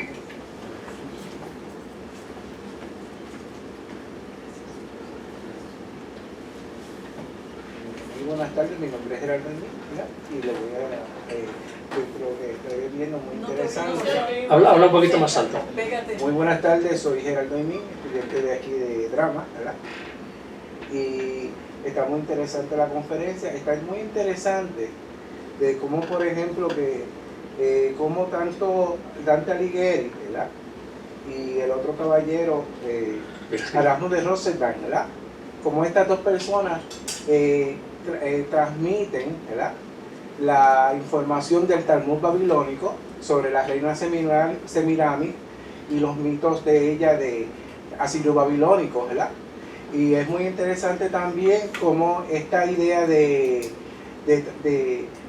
transmitir eso de la Iglesia Católica Ortodoxa, ¿verdad?, que nos trae ese misticismo, ¿verdad? Y también muy interesante cómo, hablando de las almas sufrientes, me hizo pensar en el budismo tibetano sobre los pretas, ¿verdad?, y sobre Luce López Baral, que la mencionó, excelente dama y profesora, ¿verdad?, que los cánticos me hace pensar que habla que el cántico tal, el cántico 9, 10, y eso me hizo pensar mucho el relato a través de los cánticos de numeración, como son los sagrados Vedas. Cuando vamos a los Vedas también se dice el canto 1, el canto 2 y así por el estilo. Sí. Semiramis aparece en el canto 5 al lado de Dido. Al lado de Dido. Dido, la amante de Eneas, suicida, aparece ahí Semiramis, justo al inicio del canto 5. Que, fíjate, Dante, al ver a todas esas personas, aparece Cleopatra, aparece Aquiles, Dante no reconoce a ninguno de ellos. Y él dice, maestro, ¿y quiénes son? Y Virgilio le mira, esa es Semiramis de Babilonia, que era tan osada en su lujuria que la convirtió en ley, ¿no? Dice, ¿La convirtió en qué? que la convirtió en ley. Como se estaba acostando con el hijo, pues dijo, el incesto no es pecado, ¿no? Entonces, y dice, ahí está, no dice Dido, sino ahí está la que rompió el juramento a las cenizas de Siqueo, que es el marido para el que le había jurado, tú quieres hacerle reír a los dioses, haz un propósito, juro castidad eterna y voy a guardar la memoria de mi marido Siqueo. Y en ese momento se despliegan las velas de Eneas, que está aterrizando, que está entrando en el puerto de Cartago. Pobrecita mía, y encima luego sufrió y se suicidó. Y lo que has dicho del budismo, de los siglos, es lo mismo. Yo he dicho reinos, casi en ese mismo sentido, de los reinos budistas tras la muerte. Sabes que hay distintos niveles, el Dharmakaya, el Nirvanakaya, etc., ¿no? Entonces, por ahí van los tiros. Y que también hay como purgatorios, paraísos e infiernos. Pero de los infiernos budistas se sale, de los purgatorios budistas evidentemente, y los paraísos budistas no son eternos por una sencilla razón, porque si es un objeto de la mente también tienes que aprender a salir de ahí. Vamos a dejarlo ahí para no entrar en más. Es que también la terminología cambia de cultura en cultura y el sentido, por ejemplo, que se ha querido hacer mucho con la Biblia, y este caballero católico romano, ¿cómo se llama? Julio Cortés quiso hacerlo con el noble Alcorán, queriendo contrapujar el Gehenna singular, que es Geinon en plural, con la contraposición del dios mitológico de Infernus, ¿verdad?, que se traga las almas. Cuando hay términos de cultura a cultura, que algunos son armoniosos y hay otros que repelan, no tienen, que como diría una persona, no tienen cavidad uno con otro en estas piezas de rompecabezas. Sí. Con la concepción budista, con los reinos post-mortem del budismo hay muchísima relación, pero son relaciones de que ambos, digamos, de memoria akáshica, porque evidentemente Dante, que yo sepa, no leyó el Sutra del Corazón, ni el Dhammapada, ni nada, ¿no? Pero es muy parecido, es muy parecido. Aquí.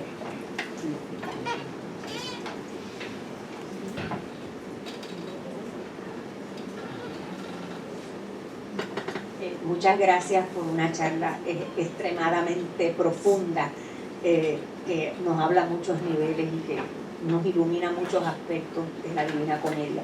Y voy a hacer una pregunta prosaica. También me pareció ver esos paralelos con el budismo y los otros mundos, pero para los que desgraciadamente no sabemos italiano, ¿qué traducción de la Divina Comedia nos puede recomendar? Porque han salido unas bastante recientes. Esta pregunta ya tardaba en salir porque es muy importante. muy importante. Primero lo cuento a la manera de Borges, en los 9 ensayos dantescos, que dice: yo ya no recuerdo si aprendí italiano para leer a Borges, o aprendí italiano para leer a Dante, o aprendí italiano leyendo a Dante. Eso es primera cuestión. El problema de la traducción, ya miren, en el mezzo del camino de nuestra vida ya empezamos mal, a mitad del camino de la vida ya empezamos mal. Entonces, hay que traducir en endecasílabos. El endecasílabo español aguanta menos lapso que el italiano, porque el italiano tiene mucha más liaison como el francés. Entonces, en español casi se te va a un alejandrino. Por ejemplo, la traducción que ha hecho Juan Barja en Abada, ahora voy a hablar de las traducciones últimas, está en endecasílabos, pero no en los endecasílabos de Dante. Es decir, yo tengo la traducción, entonces lo bueno es que está en italiano y traducido por él. ¿Qué pasa? Que si Dante necesita 150 versos, Juan ha necesitado 170 para ser fiel, pero ha mantenido el endecasílabo. Entonces la traducción de Abada de Juan Barja está muy bien. La traducción de José María Micó en Acantilado es extraordinaria. Extraordinaria. Yo, bueno, lo hemos tenido en clase y nos ha hablado, se le detienen ustedes 3 conferencias de la Fundación Juan Marc, marc.es, Marc con CH, pero lo pronuncio como en valenciano, marc.es.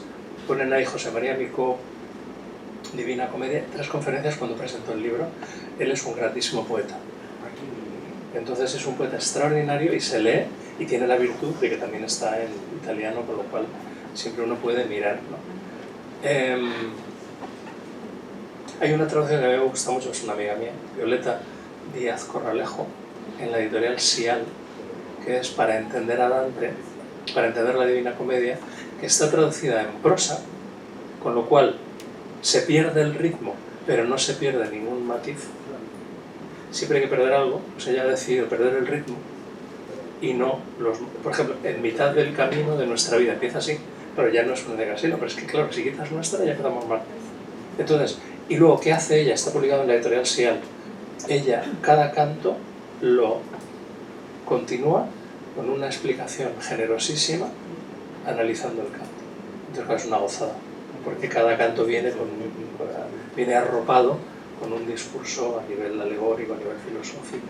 Ella es catedrática de francés en el Instituto Felipe II, donde estudió mi hija, ahora está jubilada, y yo la quiero mucho, pertenece al grupo de filología dantiana de la Complutense, y bueno, esa traducción a mí me gusta mucho porque es una traducción muy humilde, o sea, no va de poeta, sino que va de transmitir el sentido, ¿no? Pero la de Micó es buenísima.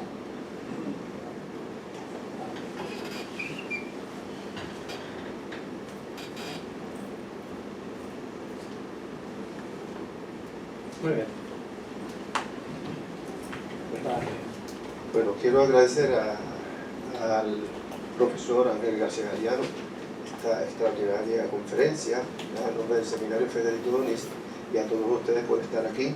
Sé que quisieran seguir hablando, pero tenemos que poner punto final. Muchas gracias.